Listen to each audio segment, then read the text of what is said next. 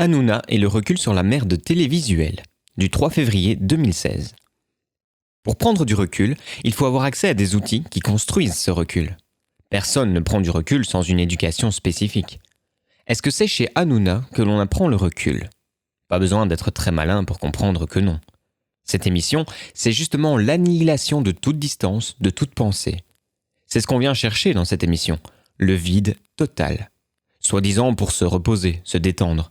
C'est vrai en partie. L'autre partie étant le besoin des personnes droguées par l'idéologie dominante de se faire leur piqûre de rappel le plus souvent possible, afin de ne plus voir qu'elles vivent dans un monde horrible.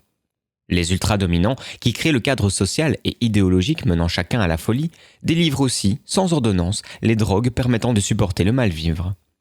Ce sont les maîtres des peuples qui rabaissent, humilient, exploitent les individus, qui sifflent aussi les récréations. Mais attention, chaque récréation est conçue afin de confirmer les valeurs en place, la direction insufflée à la société par en haut. Et on a une boucle permanente. Les maîtres construisent le cadre dans lequel vivent les gens. Puis ces gens vont chercher chez Hanouna, et bien d'autres, une TV qui ressemble à ce qu'ils vivent au quotidien.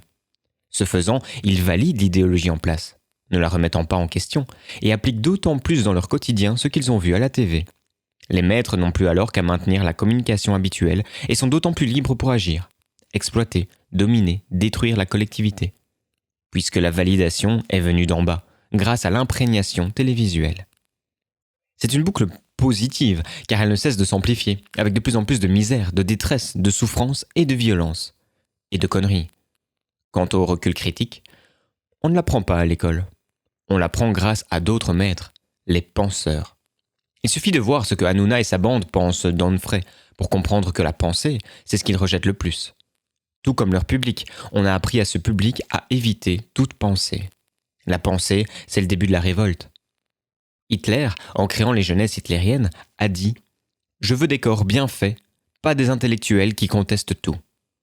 C'est un peu déprimant, il est vrai, même si on connaît le mécanisme, de voir à quel point il est facile de détruire toute contestation, toute pensée, avec l'accord du peuple, qui va même en venir à aimer son humiliation, la perte de toute dignité. Et qui va défendre ceux qui le martyrisent ? C'est comme ça qu'on voit des millions de gens, inhibés par une vie horrible, jamais l'écart entre ce qu'on pourrait faire socialement et ce qu'on fait n'a été aussi immense, aller se désinhiber avec des jeux qui mettent en scène leur propre humiliation, leur propre inhibition. Mais ça ne suffit pas, alors il faut se droguer, Valium, Tranxène, joint, etc. S'épuiser en sport pour ne plus avoir la force de penser sa déchéance, cracher sa haine sur l'autre, le terroriste. Et ça ne suffit pas, alors on retourne voir Hanouna, attendant qu'un truc se passe, qu'un déclic se fasse, pour se sentir enfin vraiment mieux. Mais rien n'y fait. Alors on s'enfonce dans son néant personnel, on remet toutes les clés de son âme à ceux qui nous dominent et on attend que ça passe, que la vie se termine, en faisant semblant de rêver à un avenir meilleur. Déjà étourdi, on ne se rend plus compte que Hanouna nous étourdit davantage encore, mais on aime ça car c'est comme une dose de morphine régulière. La pensée nous étant interdite, la prise en main de notre vie l'est aussi. Et on hurle comme des cons, pourtant, qu'on fait notre destin nous-mêmes. Car c'est le discours qu'on nous a mis dans le crâne. Et c'est pas faux en fait. Sans la pensée, on fabrique notre destin.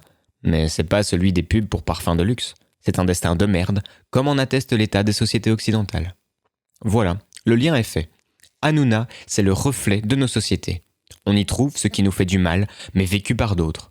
On y trouve notre vide, notre douleur. Tout ça parce qu'on n'a pas appris à penser. Mais n'oublions pas, penser, c'est se révolter. Et ça fait peur de créer son propre sens, de prendre vraiment en main sa vie. Mieux vaut peut-être rester devant Hanouna. Au moins, on sait qui nous frappe et comment, et on a l'habitude. Ne sortons pas de notre zone d'inconfort.